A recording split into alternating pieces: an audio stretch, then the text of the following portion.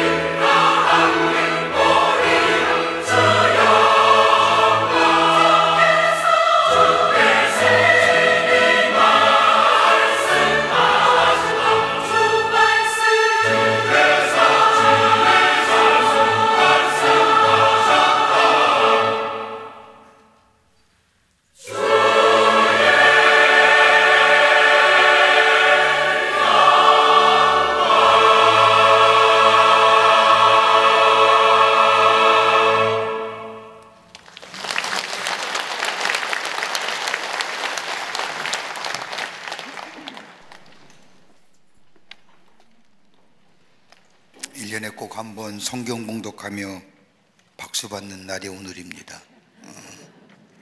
귀하게 학생이 4학년 학생이 하나님의 말씀을 봉독해 주셔서 감사합니다. 틀리면 좀 틀린 대로 이해해 주세요. 자꾸 이렇게 어른 심정을 가지고 고쳐보려고 그런 데를 고쳐집니까? 이미 지나간 거 그런가 보다 하고 받아들이면 은혜가 됩니다. 미국의 경우 보통 추수감사절을 마치고 그 다음 금요일은 대대적으로 할인 행사를 하는 블랙 프라이데이라 부릅니다. 우리나라의 많은 사람도 이 블랙 프라이데이를 보내면서 직구라고 하여 많은 물품들을 구입하는 것을 보게 됩니다. 이 블랙 프라이데이를 마치고 나면 본격적으로 성탄절기에 들어가 거리나 식당에서 크리스마스 캐롤을 들을 수가 있습니다. 몇 해 전에 성탄절 즈음에서 미국을 방문한 적이 있는데 그때에 실내 높이 20m가 넘는 아주 화려한 크리스마스 트리를 보았습니다. 굉장히 큰 크리스마스 트리였습니다. 그런데 아무리 둘러봐도 그 안에 메리 크리스마스라고 하는 글귀를 찾아볼 수 없었습니다. 오히려 시즌스 그리팅이라고 하는 단어는 눈에 띄었습니다. 물론 크리스마스 트리의 꼭대기에 십자가도 없었습니다. 근데 그 옆에 조그만 오두막이 놓여져 있는데 그것이 보는 순간 저 안에는 아기 예수님과 더불어 마리아가 있을 것이라고 생각하고 들여다보니 눈사람이나 하나 들어가 있고 그 주위에 선물 꾸러미들이 가득 쌓여 있는 것을 보았습니다. 제 마음속에 서글픈 성탄절의 기억으로 남아 있습니다. 크리스마스가 아닌 크리스마스 트리, 예수님이 아니 계신 성탄절, 메리 크리스마스보다는 시즌스 그리팅이 눈에 들어오는 서글픈 슬픈 성탄절의 기억입니다. 오기 기네스라고 하는 목사님이 쓴 책 가운데 소명이란 책을 보면 1970년 미국 연방준비제도 이사회 의장이었던 아서번스라고 하는 분에 관한 이야기가 나옵니다. 이 사람은 전형적인 유대인입니다. 철저하게 유대인으로 사는 사람입니다. 유대인의 생활 그대로 지켜가며 사는 전형적인 유대인 그가 백악관에서 모이는 성경 공부에 이상하리만큼 꼬박꼬박 참여하는 겁니다. 물론 직책도 그러하지만 백악관에 이루어지는 성경 공부가 있는 그 날에는 아무 말 없이 참석하여 하나님의 말씀을 배웁니다. 그러던 어느 날 함께 성경 공부하던 사람들이 아서본스라고 하는 사람의 기도에 놀랍니다. 그 기도는 다름 아니라 이런 기도였습니다. 하나님, 우리 모든 유대인들이 예수님을 만나고 예수님을 알게 되는 날이 오게 해 주시옵소서라고 하는 기도였습니다. 유대인이었던 저가, 철저한 유대인이었던 저가 저 유대인들이 예수님을 만나고 예수님을 알게 해달라. 그 기도 소리에 모든 사람이 놀랄 뿐만 아니라 그 이어지는 그 다음의 기도에 또 한 번 사람들은 놀랍니다. 하나님, 모든 그리스도인들이 예수님을 만나는 날이 오게 해 주십시오. 유대인들이 예수님을 영접해야 한다는 것을 깊이 통감하며 기도할 뿐만 아니라 기독교인들 가운데도 예수님을 알고 만나고 구주로 고백하는 사람이 적다는 것을 안 이 사람은 많은 사람들이 예수님을 알고 만나고 구주로 고백하는 귀한 일이 있기를 기도했다는 겁니다. 우리 마가복음의 말씀은 다른 것이 아니라 이 땅에 회복자로 오시는 예수님, 치유자로 오시는 예수님, 하나님의 아들이시요 그리스도가 되시는 예수님에 관하여 소상하게 그런 관점에서 기록된 말씀이 마가복음의 말씀입니다. 여러분, 성경의 말씀을 보면 예수의 오심을 예언한 말씀이 무려 몇 번 나오냐면 무려 465번이나 예수의 오심에 대하여 예언한 말씀이 나옵니다. 그런데 그 예언의 말씀이 300년의 시간이 흐른 후에 예수님이 이 땅에 오십니다. 이사야 40장 3절의 말씀을 보면 외치는 자의 소리여 가로되 너희는 광야에서 여호와의 길을 예비하라 라고 하는 말씀과 더불어 구약성서의 마지막 말씀인 말라기 3장 1절의 말씀에 만군의 여호와가 이르노니 보라 내 사자를 보내리니 그가 내 앞에서 길을 예비할 것이요 또 너희가 구하는 바 주가 오려니 그 전에 이 말이니 곧 너희의 사모하는 바 언약의 사자가 임할 것이니라. 이 예언의 말씀이 끝난 후 300년 후에 예수님이 육신의 몸을 입으시고 인간의 역사 가운데 찾아오십니다. 그 예수님 오시기 전에 먼저 이 땅에 와서 예수의 오심을 전하였던 세례 요한, 그 세례 요한에 관한 말씀이 오늘 마가복음 1장서부터 나옵니다. 어떤 사람이 이 땅에 오시는 메시아를 맞이하는 사람인지, 어떤 사람이 그 예수님을 모시고 예수님이 약속하신 그 약속의 성취를 누리며 사는 삶을 살아가는 사람인지 오늘 본문은 세례 요한의 모습을 통하여 우리에게 말씀하여 주십니다. 예수의 오심을 기다리는 대림절 절기를 지나는 우리들, 어떤 마음을 가져야 이 땅에 오시는 예수 그리스도 메시아를 모시고 주의 약속하신 약속의 성취를 누리며 사는 복된 인생이 될 수 있을까요? 오늘 본문의 말씀을 통해서 함께 말씀을 나누며 은혜 받기를 원합니다. 첫째는 회개하는 마음이어야 합니다. 오늘 세례 요한의 첫 메시지는 다른 게 아니라 회개하라는 말씀이었습니다. 오늘 본문 1장 4절의 말씀을 보면 세례 요한이 이르러 광야에서 죄사함을 받게 하니 회개의 세례를 전파하니라고 기록합니다. 마태복음에 와서는 좀 더 강력하게 구체적으로 말씀하고 있는데 마태복음 3장 2절의 말씀을 보면 세례 요한의 첫 일성은 다른 것이 아니라 회개하라, 천국이 가까이 왔다. 예수님도 공생애를 시작하시면서 처음으로 선포하신 말씀이 마가복음 1장 15절 말씀에 기록하여 있는데 때가 찼고 하나님의 나라가 가까이 왔으니 회개하고 복음을 믿으라 라고 말합니다. 기쁜 소식을 받아들이기야 한다는 겁니다. 그런데 기쁜 소식을 받아들이기 전에 해야 할 선행 조건이 있는데 그건 다름이 아니라 회개해야 한다는 겁니다. 회개하여 마음이 깨끗해야만이 이 기쁜 소식, 이 복음을 받아들일 수 있다는 겁니다. 여러분, 회개라는 것이 무엇일까요? 죄를 떠나서 하나님께로 향하는 것이라고 정의할 수 있을 겁니다. 다른 말로 표현하자면 우리의 마음의 방향이 바뀌는 겁니다. 내 중심에서 하나님의 중심의 방향으로 우리의 마음이 바뀌어지는 것이 바로 회개한다는 겁니다. 여러분, 성경의 말씀을 보면 특별히 구약 성서에서 회개를 나타내는 단어가 대표적으로 두 개가 나옵니다. 하나는 저 모세오경에서 나오는 회개라는 단어, 아시함이라는 단어입니다. 이 단어는 다름이 아니라 죄를 깨닫는다고 하는 뜻입니다. 잘못을 통분히 여기고 뉘우친다는 말입니다. 여러분, 구약시대에 하나님 앞에 사람이 제사할 때나 제물을 드릴 때에 자기의 죄를 충분히 여기며 뉘우치는 마음을 가지고 하나님 앞에 제물 드리며 제사 드려야 된다는 의미입니다. 이게 회개입니다. 이 마음이 없으면 이 제물이 하나님 앞에 기쁘게 받으시는 제물이 안 된다는 겁니다. 또 하나 있다고 한다면 구약시대에, 구약성경에 저 선지자나 예언자들에게 얘기되어지는 이 슈브라고 하는 단어, 회개라는 단어가 있습니다. 이 단어는 돌이킨다는 뜻입니다. 이 말의 의미는 도덕적인 요구와 더불어 삶의 변화를 요구하는 말씀입니다. 죄를 뉘우칠 뿐만 아니라 뉘우침에 합당한 새로운 삶의 모습이 삶 가운데 드러나야 한다는 겁니다. 그런데 신약 성경에 와서는 회개라는 말은 헬라어로 메타노이아라고 얘기합니다. 이건 군사적인 용어인데 지금까지 해오던 생활을 완전히 버리고 무조건 항복하여 새로운 주권을, 새로운 주인을 영접한다는 의미입니다. 예전의 것들, 저 세상을 향하여 치닫는 나의 마음들, 세상이 나의 삶의 주인이냐, 아니 내 인생의 주인은 내가 아니냐, 살았던 내 삶의 모습을 돌이켜 내 삶은 주인은 하나님이시요 내 마음의 방향은 하나님께로 향하고 하나님 나라로 향하여 가는.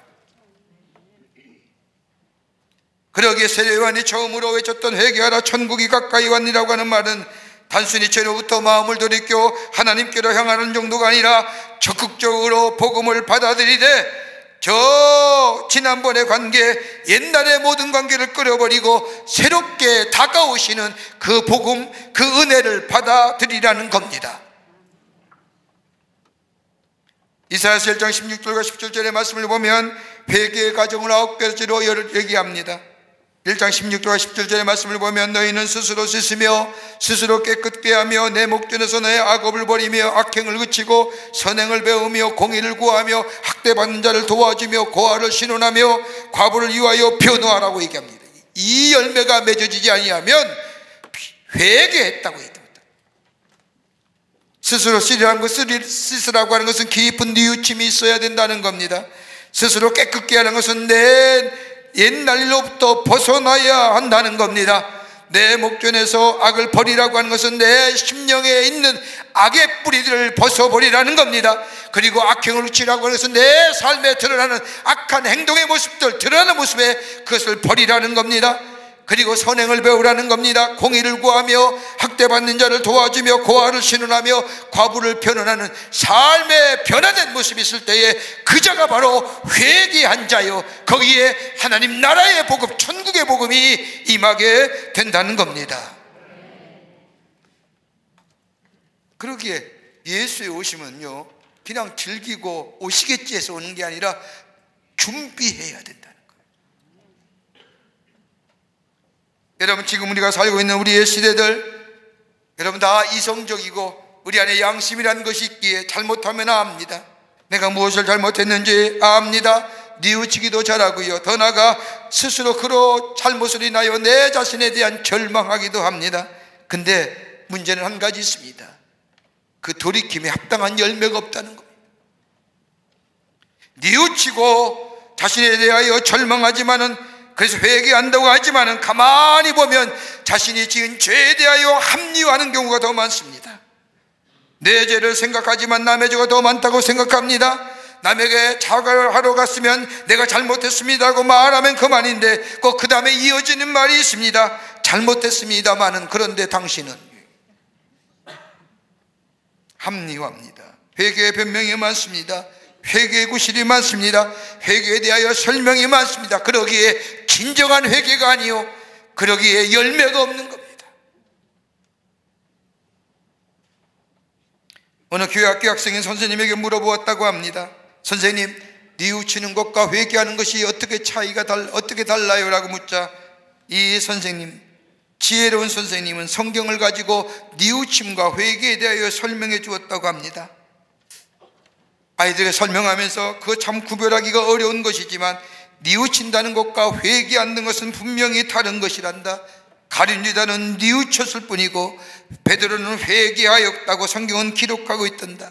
성경의 말씀을 보면 뉘우친 가룟 유다는 예수님을 은 30냥에 팔아먹고 뼈아프게 비웃쳤지만은 스스로 목매달아 죽었고, 그러나 베드로는 예수님을 3번씩이나 부인했지만 예수님의 제자로서의 참으로 굳건을 이었지만 자신의 죄를 뉘우칠 뿐만 아니라 다시금 예수의 제자가 되어 평생을 예수님을 전하는 하나님의 사람으로 살아갔던 것을 보지 않느냐. 이게 뉘우침과 회개의 다른 점입니다. 자신에 대하여 자신의 죄에 대하여 절망하는 것과 좌절하는 것이 아니라 내가 이런 사람이었구나, 내가 이런 죄인이었구나, 내가 이렇게 구제불능이라 라고 절망하는 것이 아니라 내게 베푸시는 하나님의 은혜를 내 마음에 받아들이고 그 은혜를 수용함으로 내 삶의 주인, 이제 내가 아니라 하나님이요, 예수요, 내 삶의, 내 인생의 가치는 저 멀어져가는 세상이 아니라 다가올 하나님의 나라요. 그리고 그 회개에 합당한 자의 열매를 맺어가는 삶, 그게 바로 요한이 외쳤던 회개하라, 천국이 가까이 왔느니라. 그 깨끗한 심령 속에, 하나님을 향하는 마음 속에 우리 주님이 메시아로 찾아오신다는 겁니다. 해명의 소설 가운데 이런 이야기 하나가 있습니다. 스페인의 마드리드에 사는 어느 아버지가 10년 전에 가출한 외아들을 집에 돌아올 것을 호소하는 광고문을 신문에 심었다고 합니다. 파코야, 내 죄를 이미 다 용서했다. 무조건 용서했으니 그저 돌아오기만 해라. 아버지는 너를 사랑한단다. 그리고 밑에 사랑하는 아버지가 라는 광고를 신문 일간지에 냈습니다. 근데 이상하겠죠? 하루 만에 무려 80명의 사람이 전화했다고 합니다. 우리 아버지가 맞습니까? 이렇게 80명이라고 하는 많은 숫자가 전화했다는 것은 다름이 아니라 스페인에서는 파코라는 이름이 가장 흔한 이름이라고 합니다. 웃을 일이 아니라 그만큼 많은 사람들이 집을 떠나 산다는 겁니다. 대림절이란 아버지께로 돌아가는 계절입니다. 하나님을 믿는 자로서 멀어졌던 우리의 삶의 자리, 신앙의 자리, 다시금 돌아가는 자리입니다. 방향을 돌이켜 회개하며 돌아가는 그 자리, 거기에 우리 주님이 임재하시고 우리에게 찾아오실 뿐만 아니라 주님이 우리에게 약속하신 것처럼 구원과 회복과 새로운 삶의 변해, 그리고 30배, 60배, 100배의 열매가 맺는 인생으로 우리에게 약속하신 대로 이루시는 놀라운 은혜가 있게 될 줄 믿습니다. 두 번째는 겸손한 마음 속에, 겸손한 마음으로 기다리는 그 속에 예수님이 찾아오십니다. 오늘 본문에 나오는 세례요한의 고백을 보십시오. 마가복음 1장 7절의 말씀을 보면 나보다 능력 많으신 이가 내 뒤에 오시나니 나는 굽혀 그의 신들매를 풀기도 감당치 못하겠나이다라고 말합니다. 내 뒤에 오신 이가 크신 분이기 때문에 나는 그분의 신들매를 풀기도 감당하지 못하겠다는 겁니다. 여기 신들매라는 게 유대 사람들이 신고 다니는 저 신발 같은데 저 가죽으로 묶는 거지요. 그거 풀기가 쉽죠. 풀기도 어려운 사람이라는. 이보다 더 감동적인 고백은 요한복음 3장 30절에 나옵니다. 그는 흥하여겠고 나는 쇠하여라라고 얘기합니다. 예수님을 바라보면서 고백한 세례요한의 말입니다. 여러분 한번 생각해 보십시오. 세례요한만큼이나 당시의 대적인 시대적인 상황 속에서 영향을 끼친 사람이 어디 있을까요? 온 지방과 예루살렘에 그의 영향력 아래 있던 사람입니다. 영적인 영향력입니다. 얼마나 많은 사람이 그로부터 세례를 받았는지 성서학자들마다 각기 다른 견해를 가졌지만 무려 30만 명이 이 세례 요한을 통해서 세례를 받았다고 합니다. 한번 생각해 보십시오. 30만 명.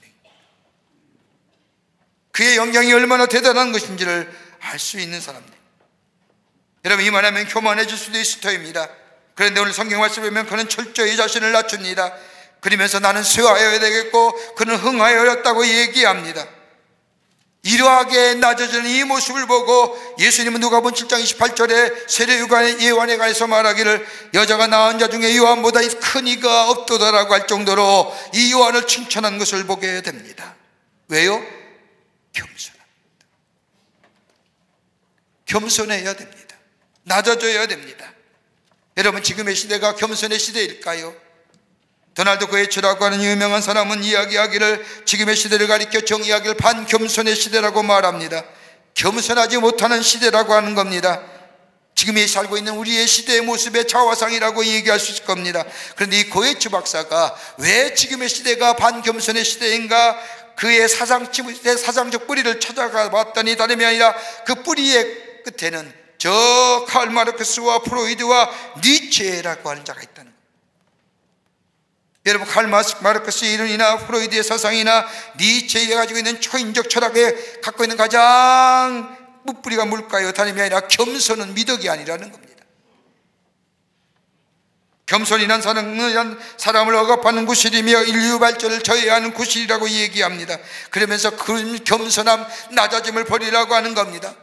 착취하는 자가 착취당하는 자를 순종하기 위해서 착취의 수단으로 겸손이라는 단어를 쓰는 것이고, 지배하는 자가 지배받는 자로 자기는 정신적으로 꼼짝하지 못하도록 지배하기 위해서 겸손이라는 단어를 쓰니 현혹당하지 말라는 겁니다. 자기의 이성이나 지식이나 과학이나 경험을 자랑을 하는 겁니다. 그래야 주권이 찾아져야 된다는 겁니다. 자유로운 존재가 된다는 겁니다. 인권이 회복된다는 겁니다. 근데 여러분 그 결과 우리의 삶의 모습은 어떠십니까? 인간성도 무너졌지요. 관계성도 깨지지요. 여러분 교만한 사람과 관계하고 싶은 사람 없을 겁니다. 만나면 자기 자랑만 하는 사람, 교만한 사람, 거만한 사람과 관계성을 맺으며 살기는 원치 않을 겁니다. 사회성도 무너졌죠. 인간성도 무너졌죠. 관계성도 무너져가지고. 얼마 전에 말씀드렸지, 지금 우리의 시대에 가장 사라진 단어가 있다고 한다면 감사합니다, 죄송합니다, 사랑합니다. 그 가운데 뭐예요? I'm sorry 하는 거예요. 예전에 웬만하면 미안합니다, 아우 잘못했습니다, 제 잘못입니다 라고 얘기해도 그 미덕으로 알고 겸손함으로 알았는데 지금 I'm sorry 하면 안 된다는 겁니다. 왜요? 다 내 책임이라는 거. That is my fault. 내가 책임져야 된다는 거예요. 그래서 I am sorry 하면 안 된다는 거예요.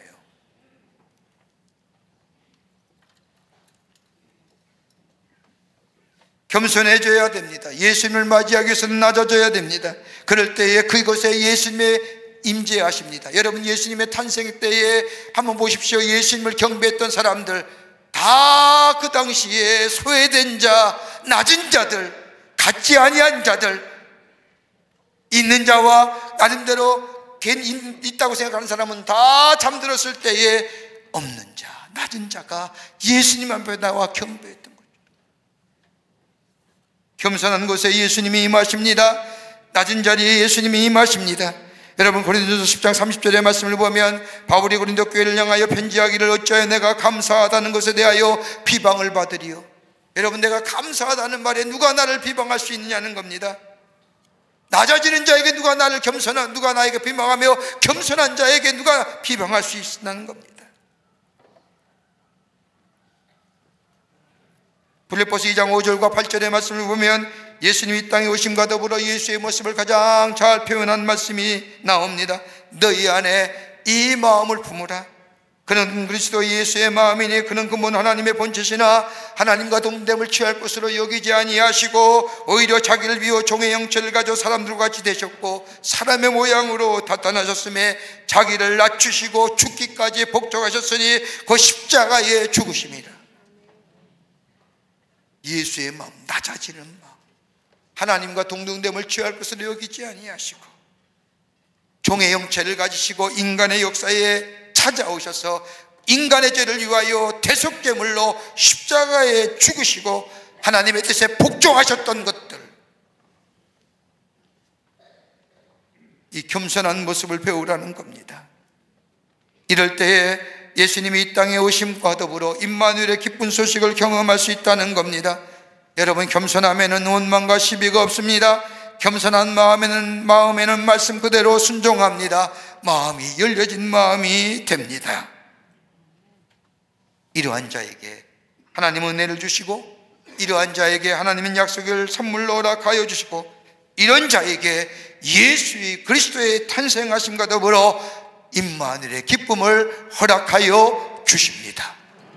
여러분, 겸손히 한다는 휴밀리티라고 얘기하는 이 단어는 휴모스라고 하는 단어에서 라틴어에서 나왔습니다.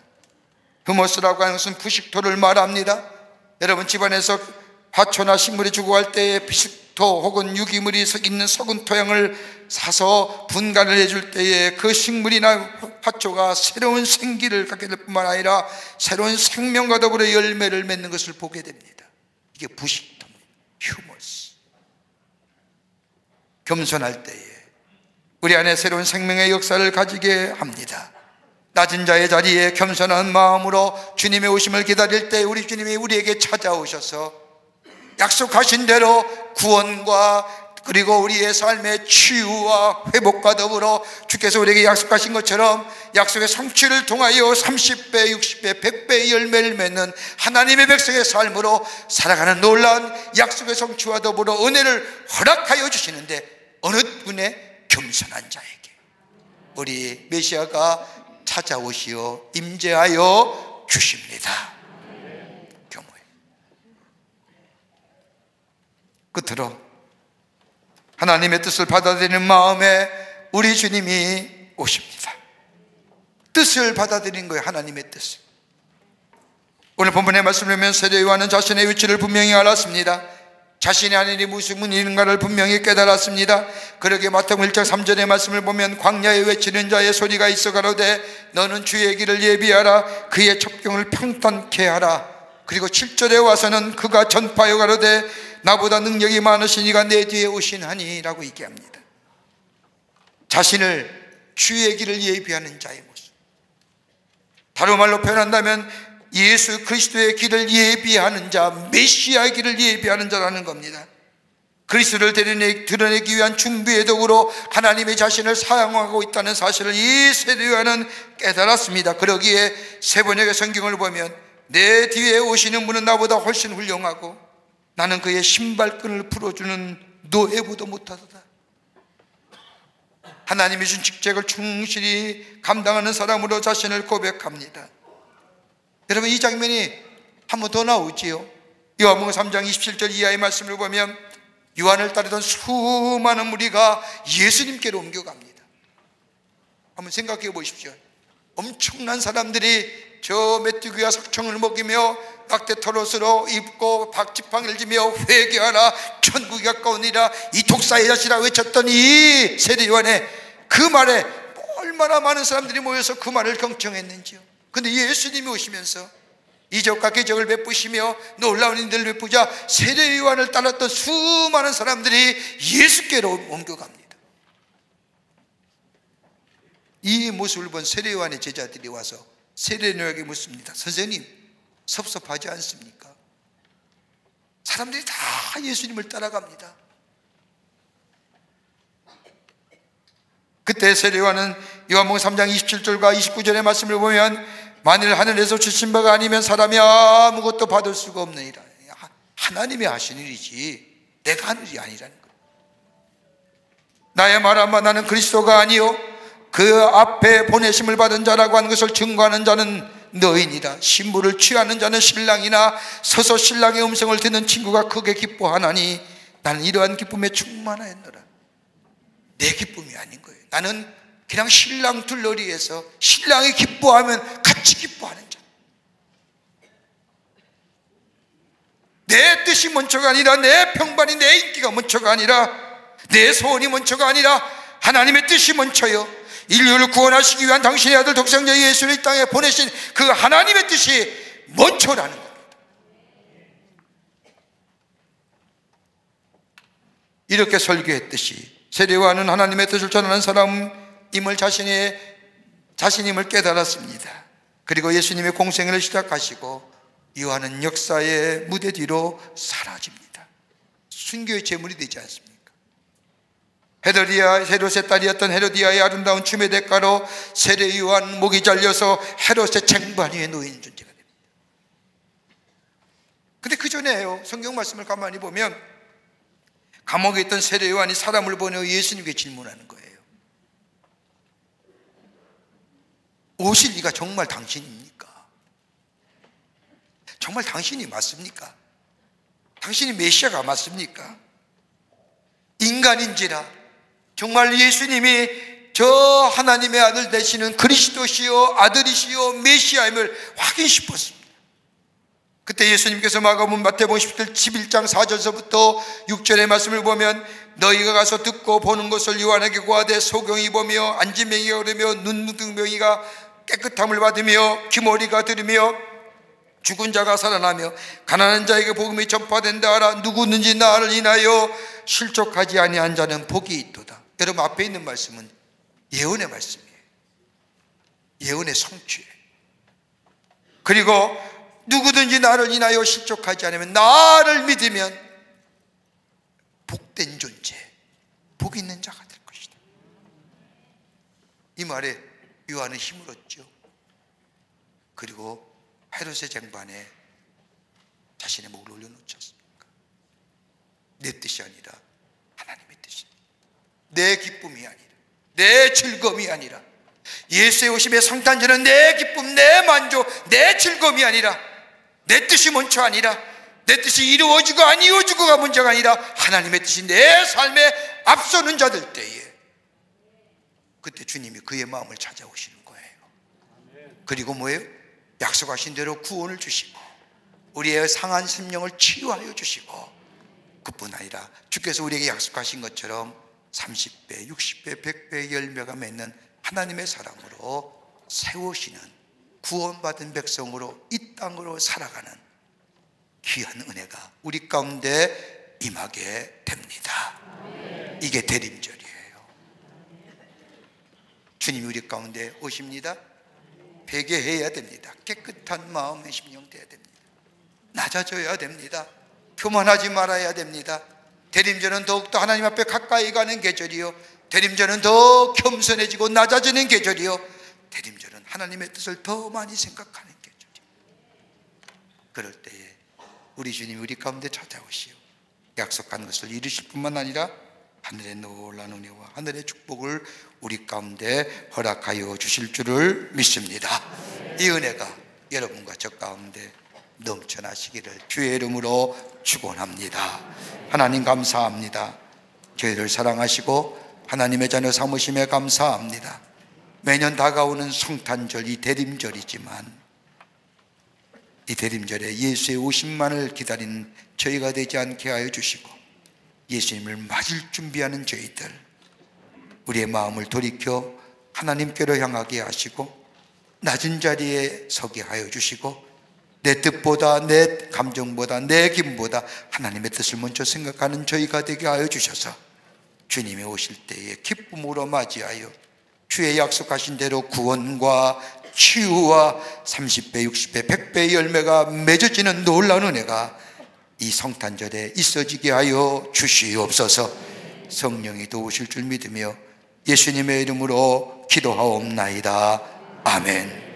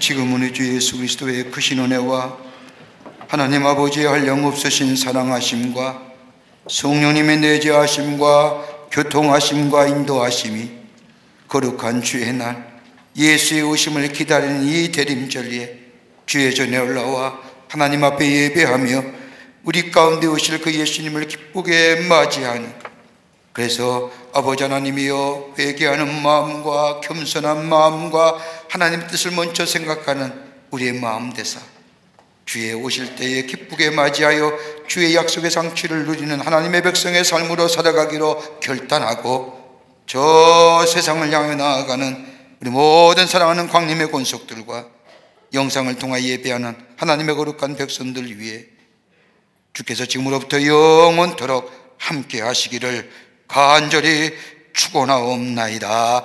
아멘.